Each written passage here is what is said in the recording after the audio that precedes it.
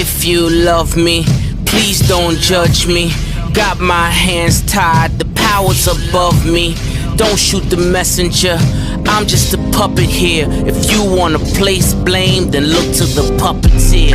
Family, fortune, envy, jealousy, privilege, passed on, legacy, secret, sabotage, borderline, felony, suicide, subtract, selfish, pedigree, yeah.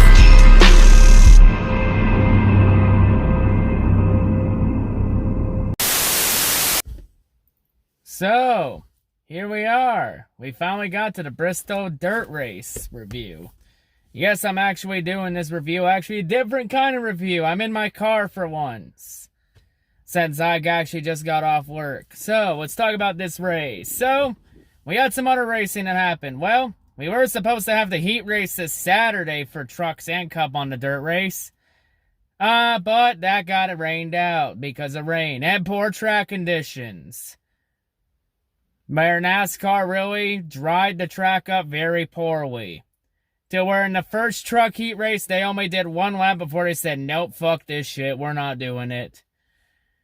Because, yeah, NASCAR really rushed it and fucked the pooch right there. They really screwed up there.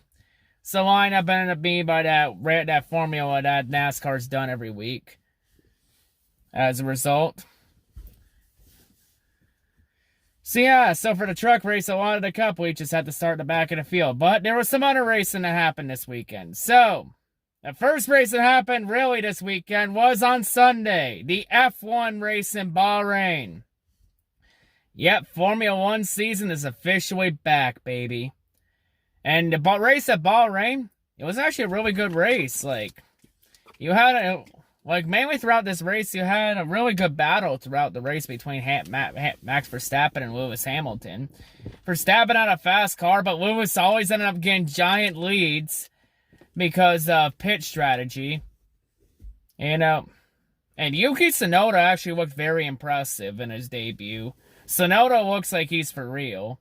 Hell, Sergio Perez, before the race even started, he had an electrical failure where the car shut off on him. He was able to get the car fired back up. He ended up having to start the race from pit lane. And Perez, throughout the race, worked his way to a 5th place finish, which shows putting Perez in that second Red Bull car was the right call. I guess the only cursed thing about it is that Perez ended up having that failure. But Perez was able to work through it and battle that adversity. And also in this race, we saw Alonso struggle along with... Well, Alonso, he retired from the race after he had a pretty decent top 10 run going, and then he had to retire. Vettel looked completely fucking cooked, so I think Vettel's issues with his driving now, I think it's well beyond Ferrari being pissed. But hey, Ferrari had a decent bounce back run today at Bahrain. And I'll be honest here, one thing I think we learned that Nikita Mazepin signing with goddamn Haas was a bigger fucking disaster than we thought it would be. Where he crashes out within one lap. Jesus Christ, Mazepin's definitely the new Pastor Maldonado, isn't he? Well, we always need some. We always need a fucking crash magnet. Damn it, Gunther. In fact, let's take a look at how Gunther Steiner is taking this right now. Why do we have those on us, driver? Damn it, Gunther. You were supposed to fire all the fucking wankers last offseason, not bring a few back. Well, at least you've got Mick Schumacher. But hey, since the race is also Mick Schumacher's F1 debut, so we get to see Schumi Jr. Yay! Finally, someone I can actually get behind other than Charles Leclerc. But yeah, hey, I guess at Haas, the more things change at Haas, the more they stay the same. Haas is probably sandbagging until 2022, though, for the new car. But yeah, anyway, throughout the race, by the closing laps, Verstappen had to run down Hamilton from a 10-second deficit. And when Verstappen initially got by Hamilton, Verstappen was then told to give the lead back to Hamilton after Verstappen went off the track to pass Hamilton, which more likely would have been a 5-second penalty.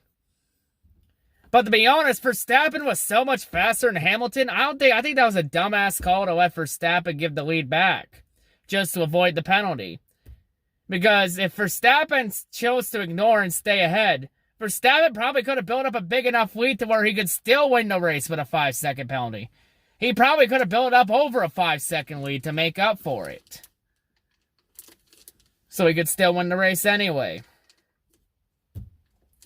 But hey, it is what it is. So, and despite Verstappen's best efforts on the last lap to try and get past Hamilton, Lewis was able to hold off the late charge from Verstappen, and Lewis Hamilton opens the season up, picking up where he left off last year. Winning. So Lewis, and so yeah, this is the first time in, I think it's 5-6 years. I think it's 2015 was the last time he won the season opener. So yeah, Hamilton wins the opener in Bahrain. Damn. I think one thing we also learned this year is that maybe we'll finally get that Hamilton-Verstappen championship battle everyone wants to see. Because let's be real, I think Verstappen's going to beat Bottas in points this year. For sure. And yeah, in fact, we learned that Valtteri has the worst luck in the world where Lewis's pit crew where the pit crew has no problem with Lewis Hamilton, but they have all the problems with Bottas, especially with that gun failure. I don't know. Was it a mechanical failure, or was it sabotage by Mercedes to try and fuck Bottas out of the seat so George Russell can come in next year? What the conspiracy theories begin. Dun, dun, dun. But hey, maybe this year we'll finally get a championship battle that goes actually down to the fucking last race of the season. Okay, to be fair, the F1 championship, it almost rarely comes down to the last race, but whenever it does, we get some great moments like Isaac Glock or, 2012 Vettel coming back from the spin to beat Alonso out for the championship, or 2010 Abu Dhabi, or how even Rosberg and Hamilton 2016. Well, 2016 was the last time a championship in F1 came down to the last race of the season. It's very rare to see a championship battle come down to the last race. But when it does, you get some special moments. Who knows? Maybe we will, maybe we won't. We'll have to see what happens. Of course, next F1 race isn't going to be until April 18th, which is in 3 weeks at Imola in Italy. Which is the same weekend IndyCar comes back. So, in 3 weeks, we're going to have one of the greatest days in racing. All three, NASCAR, the Cup Series, IndyCar, and F1 all run on that day. And that's on the weekend of my 23rd birthday. Hallelujah. So that's going to be a busy auto racing day for sure. Anyway, so then after that race, we then find out the Cup race gets postponed and the truck race got postponed till Monday because of rain. And yeah, this was pretty bad rain. Like, it was raining hard enough to where that one creek by the track, it flooded. And yeah, if y'all saw the video from Danny B's on Twitter, which got shared everywhere and went viral, yeah, the one parking lot by the track got completely flooded. It was flooded up enough to where you could run fucking jet ski races on it. If we want to really go a shitposty route. Hell, it was big enough to where there was 2 fucking Canadian geese in the damn thing. Yep, Canadian geese, gotta love them. But yeah, anyway. Man, it's kind of like putting the race at the end of March when fucking rain is very heavy in Tennessee at this time of year is a fucking terrible idea. Don't worry, we're going to talk about that in a little bit. Anyway, truck race on Monday. And NASCAR actually got their heads out of their ass and prepared the track properly for once. Holy fuck, all it took was embarrassing yourselves on Saturday afternoon to fucking get your heads out of your asses. It almost seems NASCAR learns from their mistakes when they make fucking fools out of themselves. Because that's just the NASCAR way, and there's nothing we can do about it. But anyway, truck race, well, it was an interesting race, to say the least, It was pretty okay, he had some passes throughout the field. He had a decent amount of wrecks. But yeah, once Martin Truex Jr. took the lead right at the end of stage 1 and stole the stage from Sheldon Creed, Once Truex took the lead, Truex never looked back. He completely dominated the race from there on out. And on the final restart, despite Ben Rhodes' best efforts to catch up to Truex after Ben Rhodes missed the gear on the final restart, it still wasn't enough, as Martin Truex Jr. cruises by and gets his first career Truck Series win. Yes, Martin Truex Jr. is officially a winner in the NASCAR Truck Series. Only took him fucking 15 years. But hey, Truex, at least you get your meaningless truck win finally. Damn, light came out there too. So yeah, Truex won a truck race. Uh-oh. Kamikaze Games is not gonna like that. And well, Kamikaze, so much for wishing for Truex to wreck and the Bristol Dirt Race.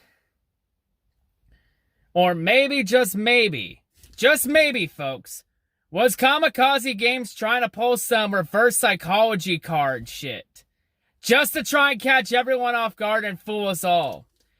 Was Kamikaze Games being legit when he said he wanted Truex to wreck? Or was Kamikaze Games pulling some reverse psychology where he means the complete opposite?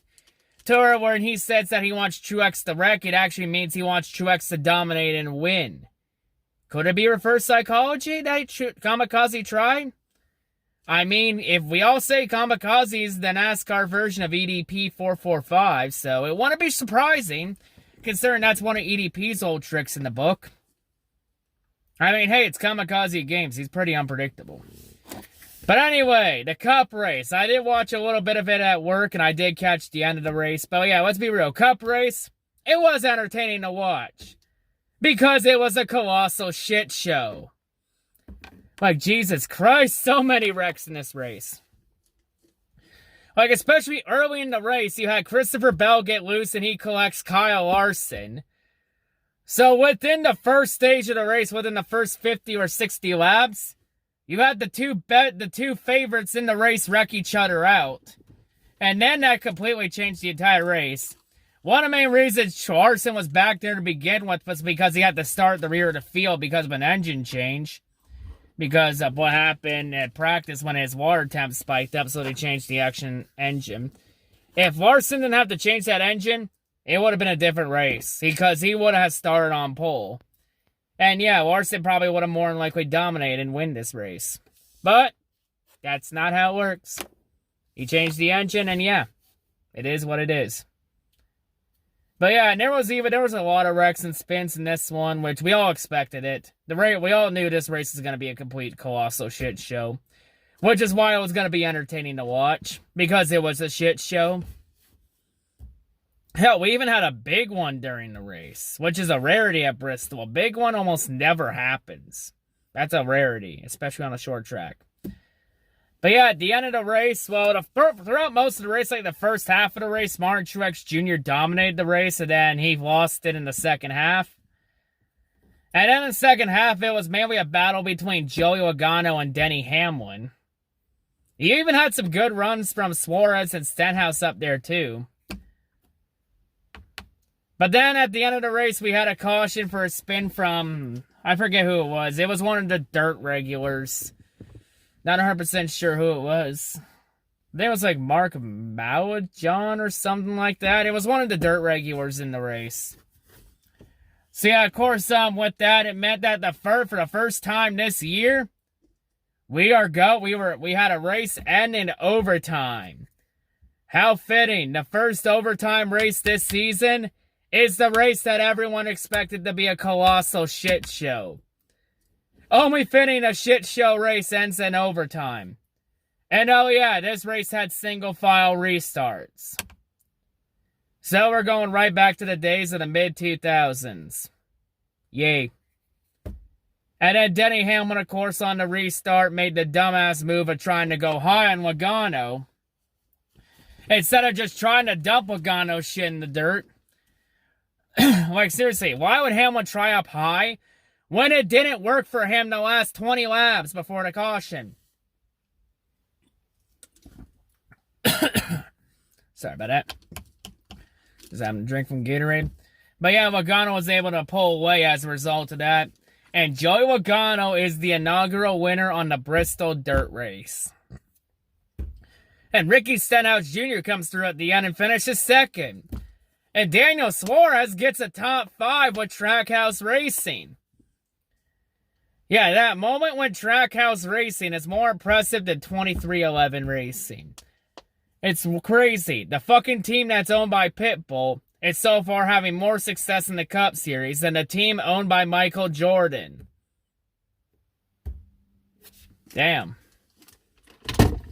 Yeah, Trackhouse has been pretty underrated so far this year and been under the radar for sure. They were, fuck's sake, Suarez was having a good run at Atlanta last week until he had a speeding penalty, which ruined it.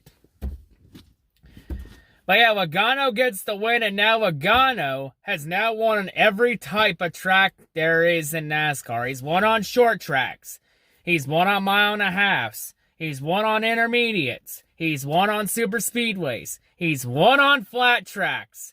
And he's won on road courses. Well, he has one road course win that he got it, which was a complete fluke because Hardwick ran out of gas at Watkins Glen. But still, we'll count it. And now Logano has a dirt win. Well, at least Logano fans have something to brag about over the Busch Sexuals. Because now Logano's won on every type of track that there is in NASCAR. So with that, Logano, take that accomplishment and take your free spot in the chase. But yeah, man, 7 different winners in 7 races. Hot damn. Last time this happened was 2014. And I believe that year we ended up with only 14 different winners. Who knows? Maybe we end up with 16 winners before the chase. We'll have to see what happens. So yeah, that's the Bristol Dirt Race. NASCAR's off until after Easter. They're back in 2 weeks for the Martinsville night race. So overall for this race, it was entertaining to watch. It was a bit of a shit show. There was some passing for sure, but it was a shit show to say the least. But yeah, the big question about this race, was it a success or a massive failure? My honest opinion about it, was it a failure or success? I'm gonna say both. It succeeded in a lot of ways and failed in a lot of ways. I mean, the one thing is it did produce some good racing. It was an entertaining race to watch. And I think the reason that this Bristol race was a dirt race instead of a paved race was because you look at the spring race the last few years, they've had some massive attendance issues. And these attendance issues, let me be real, it's not the on-track product. The on-track racing has been good at Bristol. The main issue has been the weather, because the spring Bristol race has always been plagued with weather since, 2014? 2014 affected by weather. 2015 affected by weather. It was affected by weather in 2017 and 2018. And now 2021. 5 times since 2014, this race has been plagued by weather. It's by rain. Maybe we don't run this race in the spring. Honestly, but yeah, it's solved the attendance issues because this race actually was pretty sold out for as much seating as Bristol was allowed to because of the pandemic and guidelines and seating guidelines with social distancing and everything. So hey, there's a success there. I think the main failure this race had was its track preparation on Saturday. Because that was pretty fucking stupid to have that truck race start when that track was not even remotely close to ready. When they were trying to rush, because they were trying to rush it too quickly. I mean, well, it's already been confirmed now that this race is going to be a dirt race again next year. Because the main question is, well, we don't know if it's going to become a yearly occurrence because it costs a lot of money and time to prepare, but hey, at least we're going to get another chance about it. I know some fans are going to complain and say, oh, well, why didn't they just go to an original dirt track instead of take a paved oval and make it a dirt track? I mean, we all said the same thing about when the fucking NASCAR added the Charlotte Roval to the chase, where everyone's like, oh, why didn't they just go to an original road course instead of just taking oval and turn it into a road course? And now that Charlotte Roval race has been a pretty big hit with the fans. Who knows? Maybe this will end up being a big hit with the fans. I mean, hey, We all been telling NASCAR go back to their roots to be successful. And part of their roots is dirt racing. But yeah, maybe not exactly the way we wanted it. Maybe it opens the door for more dirt races in the future, but we'll have to see. The main thing I'll say for it this year is please NASCAR, put this race in fucking June. Or make it a goddamn night race. For fuck's sakes. Because this spring race, because this time of year is the worst time to have a fucking cup race at Bristol with the rain and everything. If anything, I propose we have this spring Bristol race as dirt and have it swap dates. Now, let me get the light back on. Have it swap dates with Sonoma. We put Sonoma in March at the start of the year. Hell, put Sonoma in as part of the West Coast Wing, because we've all seen photos of Sonoma in the spring, and it's actually pretty gorgeous and beautiful, especially with that green grass. Because if we run it in June, NASCAR's just gonna fucking kill that grass and make the track look like shit. But yeah, that's my proposal. Put the Bristol Dirt Race in fucking June. If you're gonna have a dirt race, put it in the summertime, not in the fucking spring. And then put Sonoma at the start of schedule as part of the West Coast Swing. I mean, it should be part of the West Coast Swing, to be completely honest.